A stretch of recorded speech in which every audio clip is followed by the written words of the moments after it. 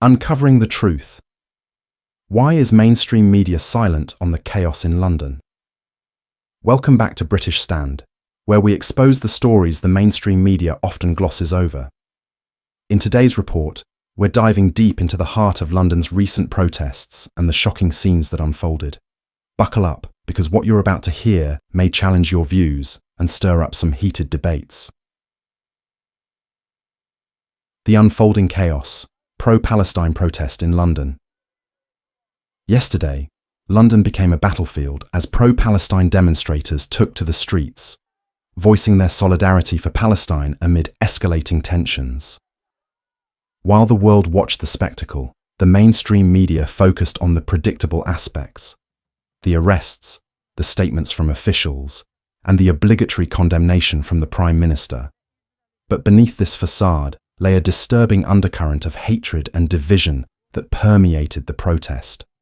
In an unsettling twist, some protesters directed their fury not just at political figures, but specifically at Jewish individuals, demonstrating a disconcerting level of anti-Semitism.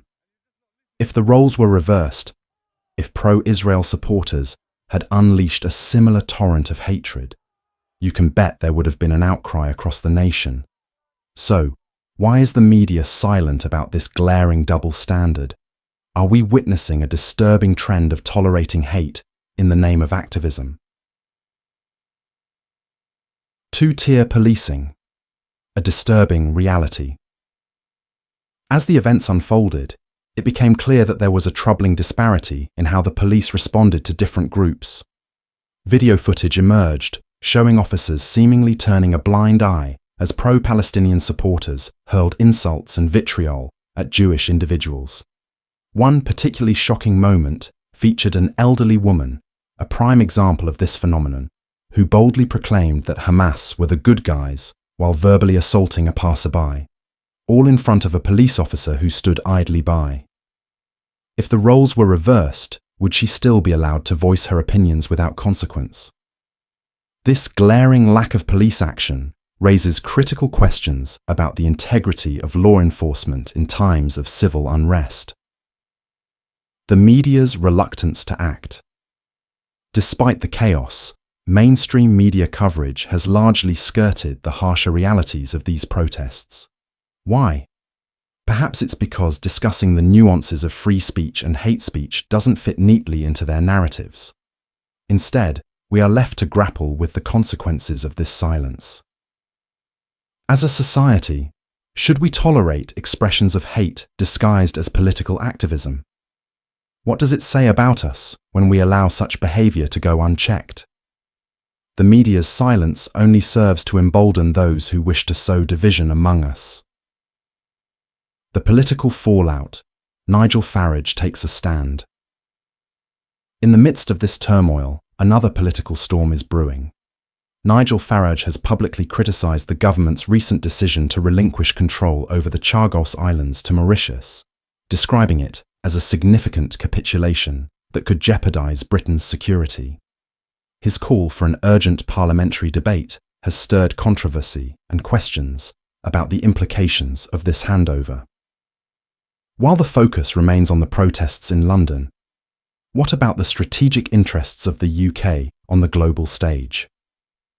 Is the government neglecting critical issues at home while its attention is diverted by protests?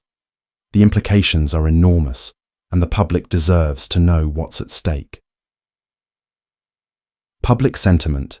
A nation divided. The division in public sentiment is palpable. Many in the UK are deeply frustrated with how the protests were handled, fearing that their own rights to free speech are being compromised. As people witness their fellow citizens clash in the streets, an unsettling sense of unease spreads. On social media, the outpouring of opinions reveals a society grappling with its identity. Are we a nation that champions free speech even when it cloaks hate? Or must we draw a firm line against intolerance, regardless of the political context? The stakes have never been higher. The royal family's silence, a distraction from the real issues. As chaos erupted in London, one entity remained conspicuously silent: the British royal family. While they continue to partake in public engagements that seem detached from the current turmoil, many are left questioning their role in public discourse. Are these royal appearances merely a distraction from the pressing issues at hand? The lack of commentary from Buckingham Palace on such a polarizing topic raises eyebrows. Should they not use their platform to address the divisions in society? The public's call for accountability is growing louder. The British monarchy has always been a symbol of unity. Will they rise to the occasion or remain silent while the nation fractures? The voices of dissent, why aren't they heard? In the wake of the protest, many who oppose the growing tide of anti-Semitism feel voiceless. While pro-Palestinian activists dominate the headlines, those who advocate for a balanced perspective are drowned out by the loudest voices in the room. Are we allowing a single narrative to shape public opinion? In a society that prides itself on free speech, why are dissenting opinions being sidelined? The chilling effect of political correctness looms large, and many fear speaking out against the prevailing narrative.